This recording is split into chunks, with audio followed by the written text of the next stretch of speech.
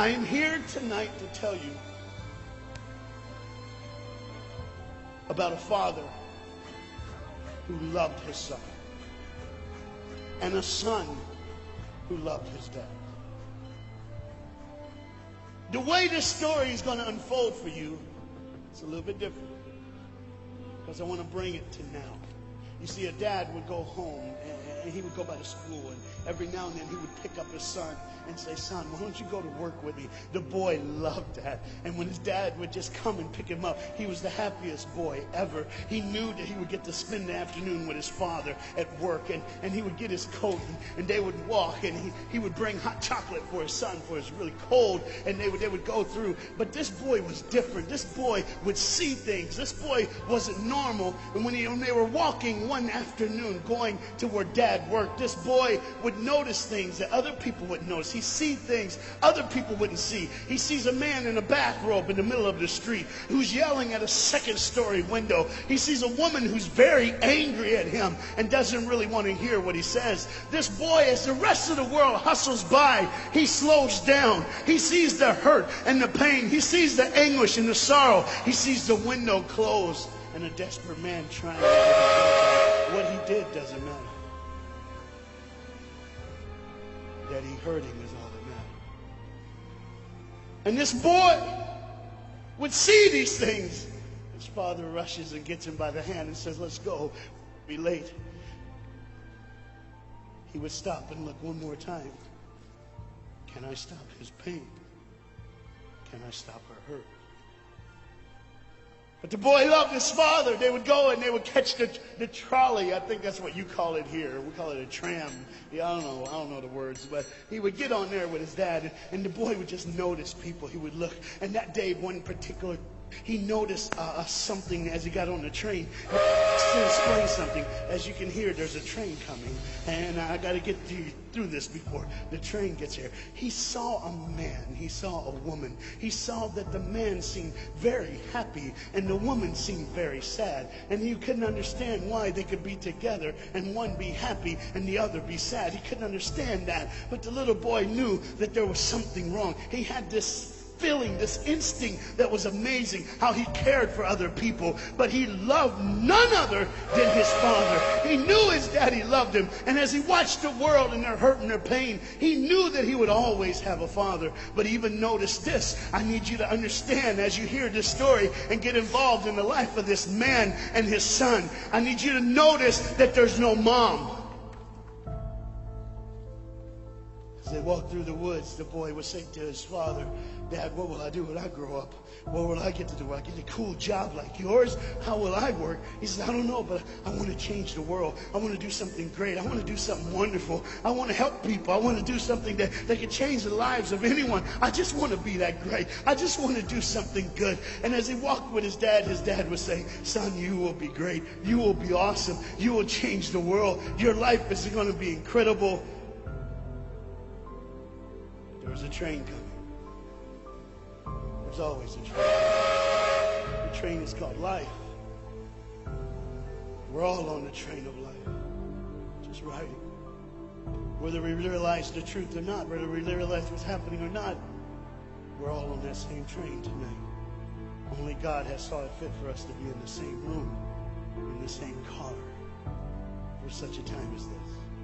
When they get to the edge of the train track, he could see where his father worked. You see the bridge? That's what his dad did. You see, the bridge was very, very important. Boats needed to come to the harbor to get off their goods so they could make money. But trains were coming with people going from one town to the next. Not many cars in Europe, so they couldn't use a lot of that. So many people, not enough roads, so everybody used that train to get from the town to town to get to work and to get home. And one day the train was coming by. What you have to understand is that boy loved going to work with his dad. He would stay right by the river's edge, and he would do what he loved to do the most. Let me explain that. He loved to fish. Anybody like to fish here? Oh, all the guys go, The dad looks at his boy and he says, "Son, now remember the rules. You got to stay right here because I can see you from the window right here. Don't get out of the sight of this window because you got to stay there so I know you're safe. Get you something good to eat." But as you can hear, the train's coming. The father's job was cool. If I wasn't a preacher, I wouldn't mind doing that. Get to work. Get grease on you. Even if you didn't have to, you just squirt it on you like you feel like you did something. That's what I would do. There was a boat coming in the harbor. Timing is very essential. I'll go ahead and give you the key. The key is this. There's always a light. Everybody say light. Say it again. One more time. There's a light that the train conductor needs to see. If that light is green, he can go. If it's red, he must stop. You see, God has given us road signs in our life that we must read. Lines that tell us to go and lines that tell us to stop. Whether we read those and believe them or not is up to us. That's why some of you have fallen and you cannot get up. But tonight, that's why I'm here. The boat needed to come through, so he called. And the man said, okay, I got time. It's a long time before the train should come. So he pulls the lever, as you just saw, and the big, huge steel bridge, the gears started turning. They started cranking the steam. All of a sudden, gears are moving, and that big, huge bridge is just starting to go up. As it rises higher and higher, he has to watch and make sure everything's set, everything's good, everything's fine. As he looks out the window, he can see everything, but the dad, being a good dad, keeps one eye on his work, but the other eye on his baby. One eye on the world, but the other eye on his children. You think God doesn't know where you are? He keeps one eye on his world and one eye on his child. No matter what you've done or where you've been, it's one eye on the world, but the other eye's on you. He's watched you and he's kept you. Even though your train is coming down the track, he understands that. And even though sometimes, I don't want to get ahead of myself. See the red light? He didn't see it. So many times we don't see the red light. See, to say the train was early. The boy can hear and see the steam. And he looks and says, Daddy, the train. Daddy, the train's early. Daddy, you got a daddy. Hey, Daddy, the train. Daddy, the train's coming. But the dad was looking at the gears, making sure he had enough oil, making sure there was enough steam to get the bridge back down for the train. And the boy knew one thing. Now listen, the boy knew that his dad one time showed him where the trigger was. It was a red lever. If he pulls it, the train bridge would collapse down fast and the train would be able to come across. All the boy knew was there were people on that train. There were people that needed to be saved. There were people that had, some of them just with their friends having a good time, like everything's fine. They did not know that the bridge was up. They did not know what was coming. They're just living their life like you and me, just going down the road, just being our own thing, doing our own thing. And the dad all of a sudden hears the train coming. He looks and then he says, oh, my son. He looks down and his boy's gone. He's like, oh my God, where's my son? Where's my son? He got to figure out. He looks back just in time to see his son trying to save the day. All he had to do was pull that lever. He reaches in to pull it, and the boy pulls too far, and he falls in the hole. Now it's on the father. And God the Father, did you hear me? God the Father has to make a choice. It's his now. Do I save my son, or do I save the world? But they don't even know. They don't even know. The greatest decision of his life. He could blame it on them not seeing the red light. He could blame it doesn't matter anymore. Pull the lever, save the world. Leave it up, save your son. For God so loved the world that he gave his only son.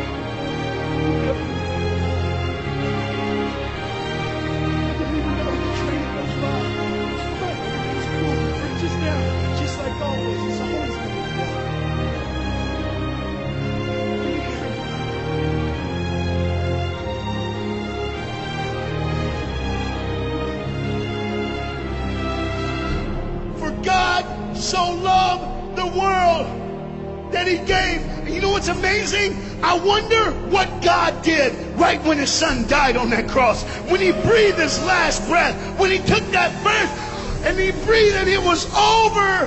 Here's what the Father would have looked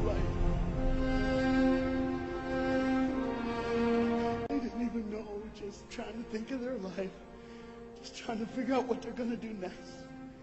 Just thinking about the person they're going to see, the people they're going to hang out with. Just trying to be, just loving, caring. Doesn't matter if you're blind. Doesn't matter if you're putting on a little more makeup, trying to look pretty for somebody, or just wearing another mask. It doesn't matter. God gave His Son for you. Where will I go when I grow up? Where will I go when I grow up? What would I change? And there was a girl in the back on the train, liquefying her heroin. Shoot up one more time. He died for her. He died for her. But in one moment, are you listening? In one moment, as the Bible says, everybody gets a chance. In one moment, to see the look of the Father when He knows when you realize what He did for you, when you realize the sacrifice, when you realize He let His Son die so that you can live, when you realize what He did, no matter what you're doing, no matter where you're at in this life, no matter what you're a part of, you gotta stop. You gotta stop. Even if it's for 1 second, and think, my God, He did it for me.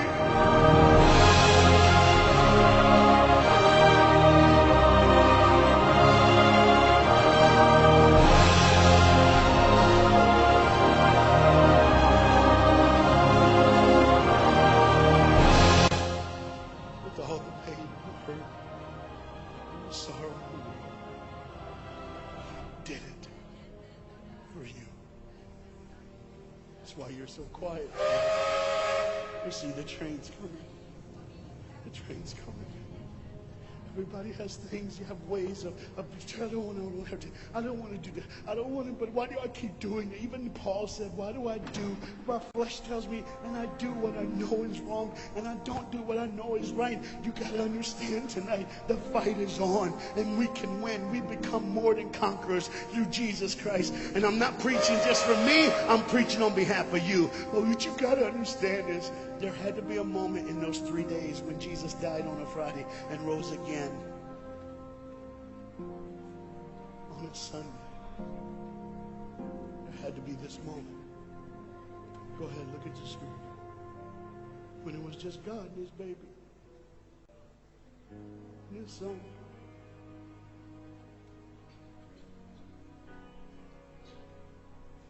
Every sin that's ever been committed in this earth is rolling through your mind right now.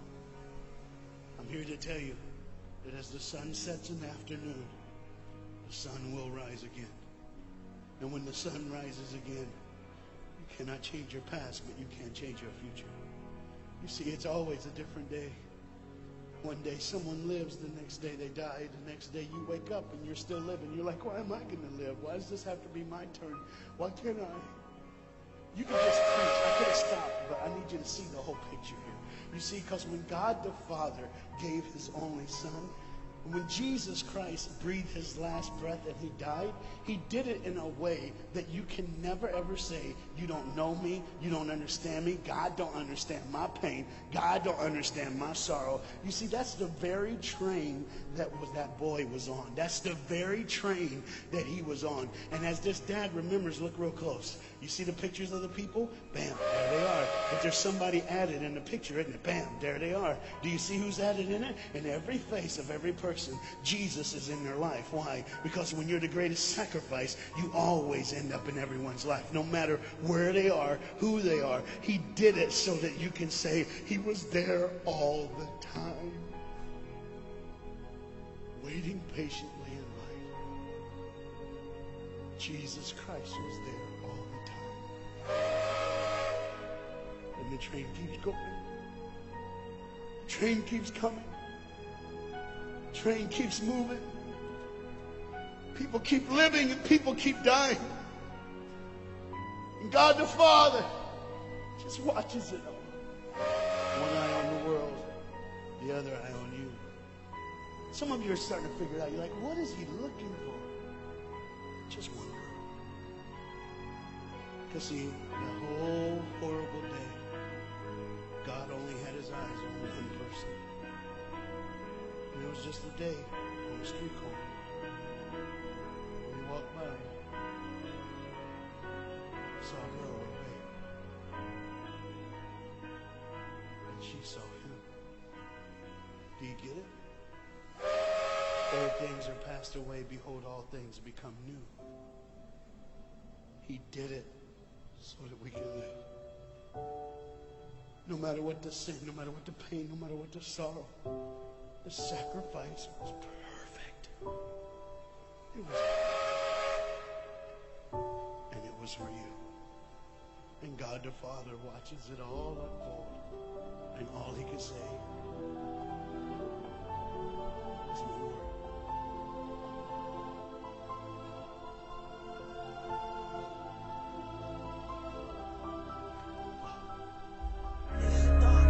But just keep going, keep going. He promises to wash that shame away. He promises to make you new. He promises that he will never leave you nor forsake you. And I ran from him, and he came and he got me. When I try to do good and I seem to do wrong, why did you call my name? And then I find out I'm weak when I thought that I was strong. So why even call my name? When you try to do good and you seem to do wrong, I'll tell you why I call your name. All those times you were weak, it was then that I was strong. My child, keep calling my name. Yeshua, Messiah, Jesus the Christ, Yesu Christo, Lord Yahweh Shai.